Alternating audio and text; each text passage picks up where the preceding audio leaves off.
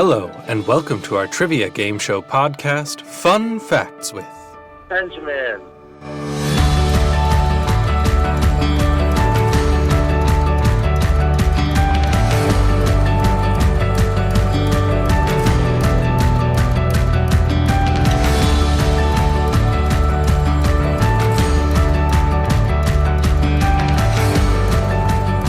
For this recording, we're actually going to run it the normal way, where I do have hints for each category. I'm just playing with the lifeline system right now. I don't know what I'm going to end up doing specifically, but we'll figure that out. Okay, the lifelines were the only things that pulled me through last time.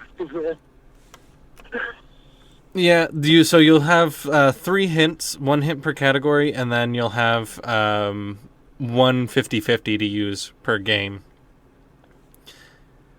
Cool. Yeah, so the categories I have for you are history, performance art, which is actually emphasis on dancing, because I know you like dancing, and fine art, which is mostly emphasis on painting. So, because I know you like painting. So those are the categories I have for you. Great. I'm so excited to fail. Which category do you want to start with today?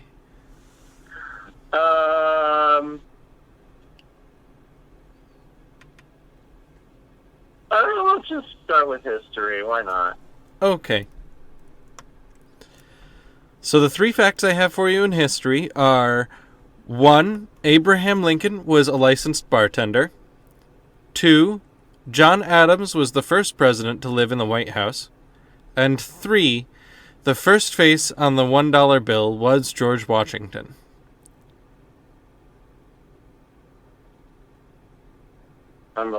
Okay.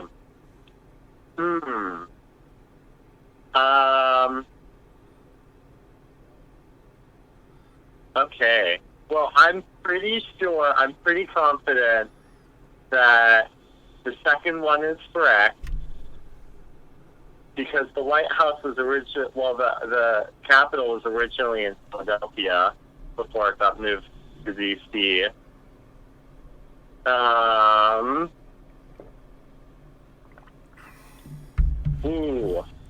So that leaves me with the other two. So let's see.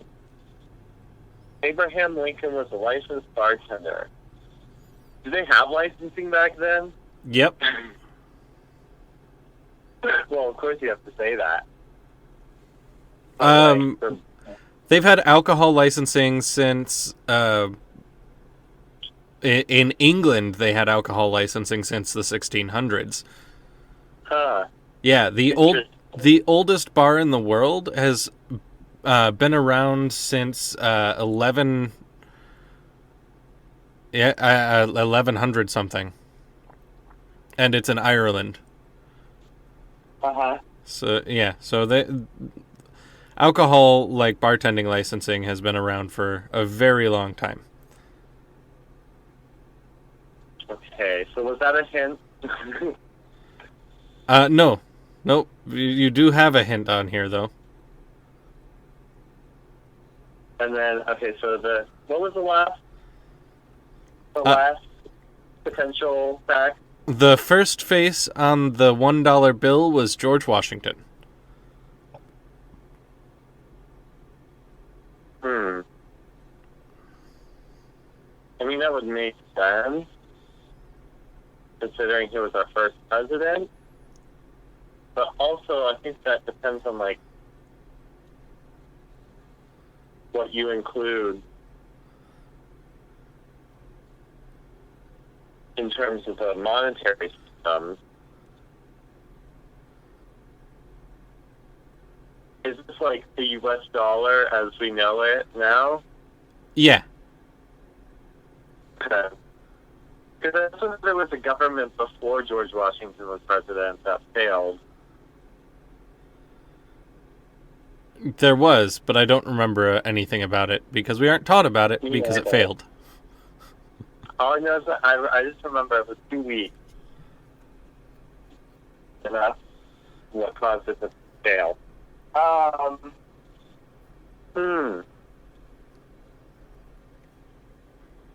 Interesting. Can I get a hint? Yeah. The hint for this category is a fish, Jorge. It was a fish.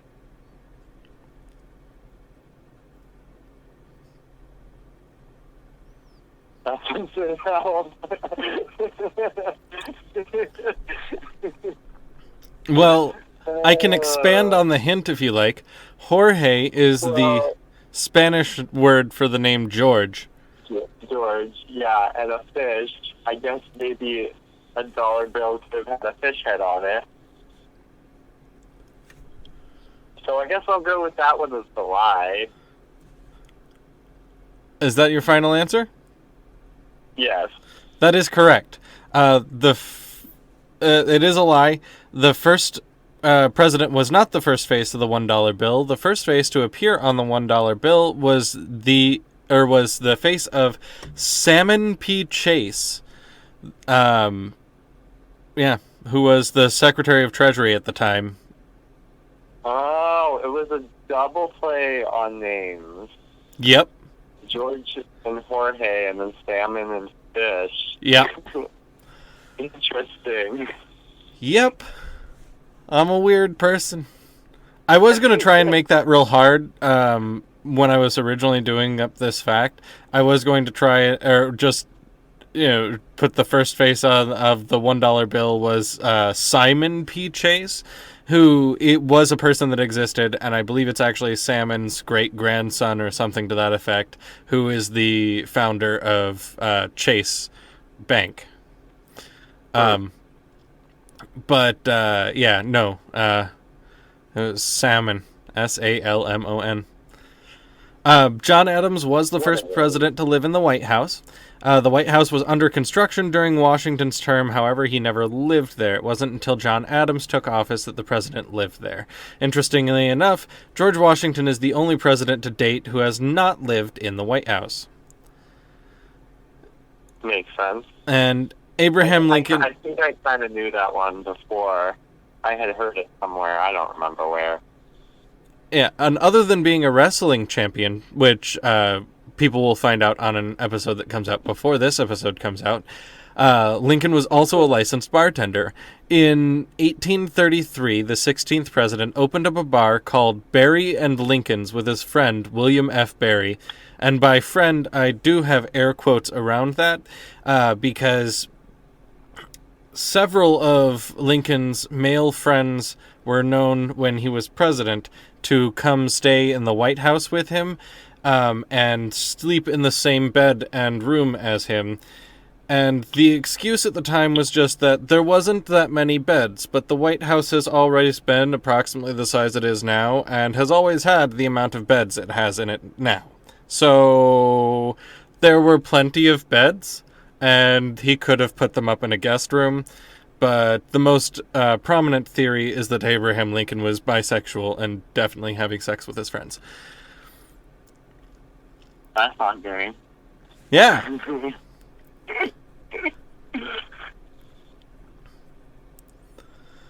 That was sarcastic. Anyone didn't get that. All right. So, which category do you want to go to next? Fine art or performance art? Let's do fine art. All right. So, the three facts I have for you in this category are: 1, the subjects in American Gothic are the painter's sister and dentist. 2, in late 1800s, early 1900s, it was popular to carry a painting of your lover's eye on your person in jewelry. And 3, the Mona Lisa has always been a popular work of art.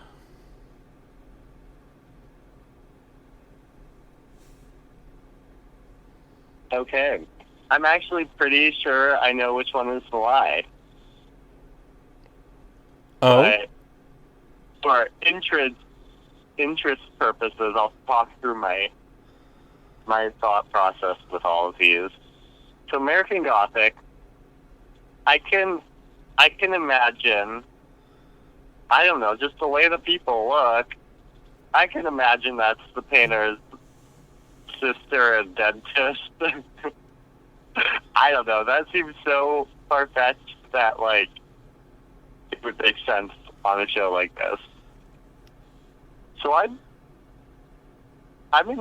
inclined to believe that one.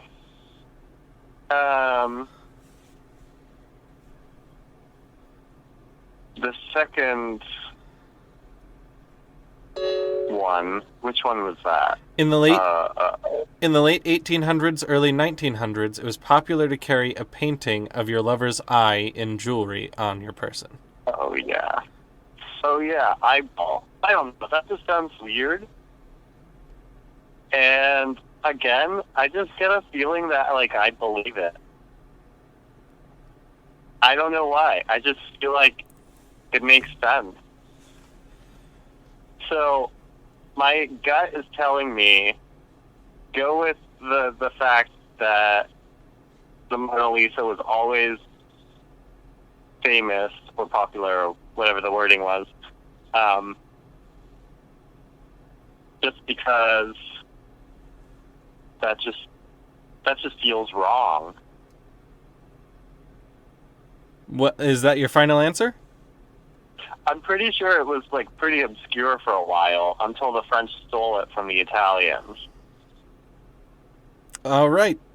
So we're going with number 3 as the answer, right? Yes. All right. That is correct. Yay. But it actually wasn't popular even after the French stole it from the Italians. It wasn't popular until 1911 when it was stolen by a janitor of the Louvre, and the empty space actually attracted more visitors than the painting had previously. Interesting. Yep. And then in the 1800s and early 1900s, it was popular to carry a painting of your lover's eye. It is believed to have originated when the Prince of Wales, later King George IV, felt the need to send the widow Maria Fitzburger, I don't know, a token of his love. This gesture of the romance this gesture and the romance that went with it was frowned upon by the court and a lot of people, so a miniaturist was employed to paint only his eye and thereby preserve his anonymity and decorum. Interesting. Mm-hmm. The subjects in American Gothic are the sister and dentist of the painter. The figures were modeled by Grant Wood's sister Nan Wood and their dentist, Byron McKibbe. The woman is dressed in colonial print invoking the 20th century. In case anyone doesn't know, it's the painting that looks like a husband and a wife on an old farm holding a pitchfork. The plants on the porch, interestingly enough, as a side fact, the plants on the porch of the house are mother-in-law's tongue and beefsteak begonia, which are the same plants that Wood has used in previous paintings. Interesting. Yeah. Is there any symbolic significance to them, or did he just like painting them? The article did not say. All right. And then maybe he was just like, let's grab some plants for this. Oh, I have these. I'll throw them in the painting. I know it's currently almost 3 in the afternoon, so you're probably not drinking anything. But I'm going to ask anyways, what are you drinking? I'm drinking water. Same. I am also drinking water right now, but that's okay. We don't judge here. Sometimes you just gotta hydrate. That's just what you gotta do. Yeah. Hydration is important. Yep. Especially when the night before your neighbor made you a second drink without you asking, and then you drink it all, and yeah, we know how that goes. Well, what were you drinking last night? It was like, I'm not sure exactly what was it. But it was, I think it was a San Pellegrino but like one that wasn't sweet. It was some kind of sparkly water mixed with lime and tequila. So probably just a tequila soda. Yeah.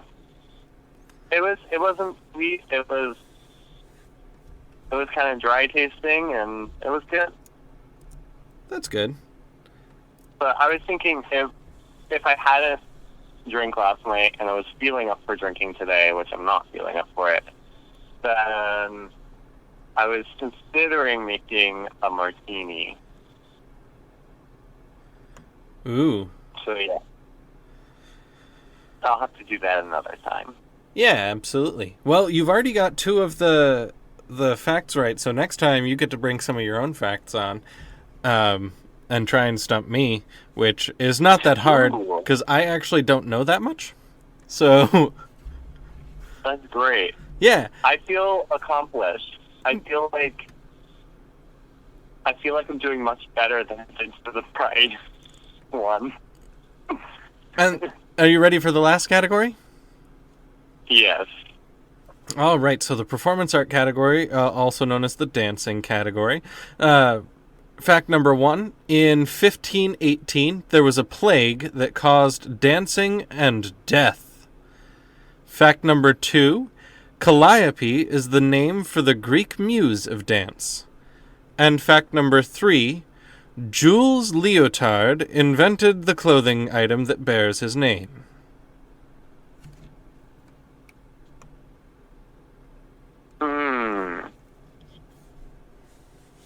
Okay. Well, I think I can narrow it down to 2.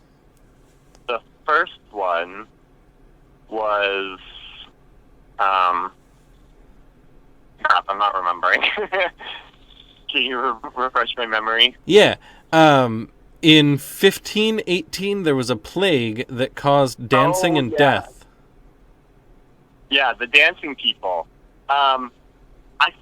I'm pretty sure I've heard about this before, so I think that's true.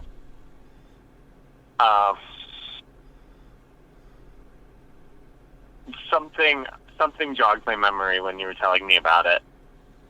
About people like a kind of mass hysteria. Maybe I was doing my own independent research on this mass hysteria because I was interested on it. I remember something about some people starting to just like break out dancing from out of nowhere and not being able to stop. Mm-hmm. And then that spread. So anyway, I'm pretty sure that's that's one of the true facts. So I'm going to narrow it down to the Calliope and Leotard one. I can't say I have perfect knowledge of Greek mythology, but I'm pretty sure that Calliope turned men into pigs. Was that her? No, that's No, that was a different one. Shoot. That's the witch Circe. Oh, Circe. Okay, it started with a C. I knew it was a goddess that started with a C. Okay, then I have no idea who Calliope is. And then Leotard. I mean, I guess I could see how that would make sense. It seems a little obvious.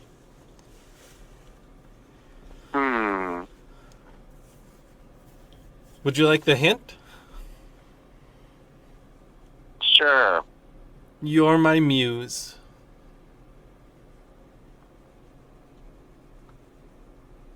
That's the hint. Gotcha. Okay, well, I know which one that pertains to, but is it a good or bad thing? That one pertains to Calliope.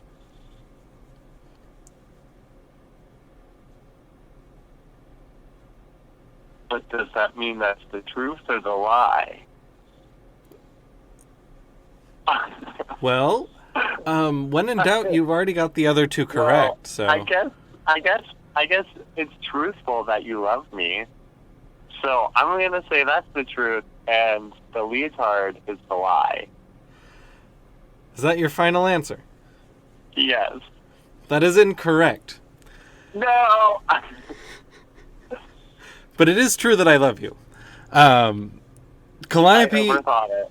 Calliope isn't the name for the muse of dance. Calliope is actually the muse that rules over epic poems and eloquence. She's actually even considered the queen of the 9 muses. The muse of dance is named Terpsichore. That is a name I have never heard before. You've probably seen it written down, but I actually had to sit there and Google translate it and just listen to the Greek pronunciation of that just to be able to get Terpsichore, so I could write that down and be able to say it out loud instead of having to spell it. That makes sense. Yeah, so Jules Leotard did actually invent the clothing item that bears his name. He was a trapeze artist who wanted a way to show off of his muscles. Great. Yeah. And in 1518, there was a plague that caused dancing and death. The outbreak began in July when a woman began dancing fervently in the streets of Strasbourg. Some sources claim that for a period, the plague killed around 15 people per day.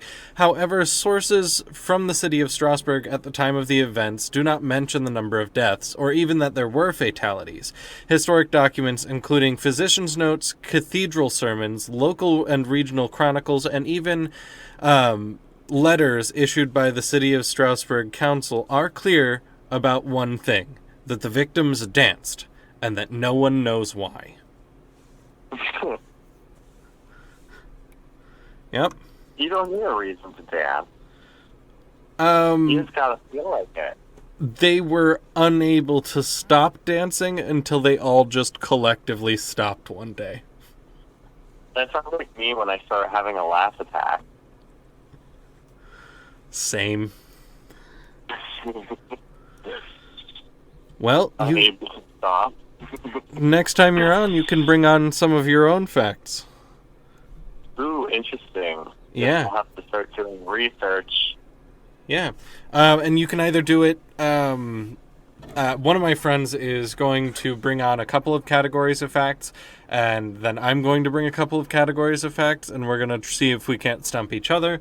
And another friend of mine has promised revenge, and she is going to bring all 3 categories of facts of her own to see if we can, if she can stump me. So. Nice. Yeah. Yep. So you can choose however many facts you want to bring, and yeah, figure it out from there. I'm definitely gonna have to think about this for a bit. This show is recorded, produced, directed, and edited by Connor J. Cassidy, with music by Sounds Like Sanders. Our podcast is hosted on podserve.fm, and our music was found via soundstripe.com. Please follow us on all social media at FunFactsWith, and if you like the show, consider supporting us on Patreon. Thank you very much for listening, and until next time, have a nice day.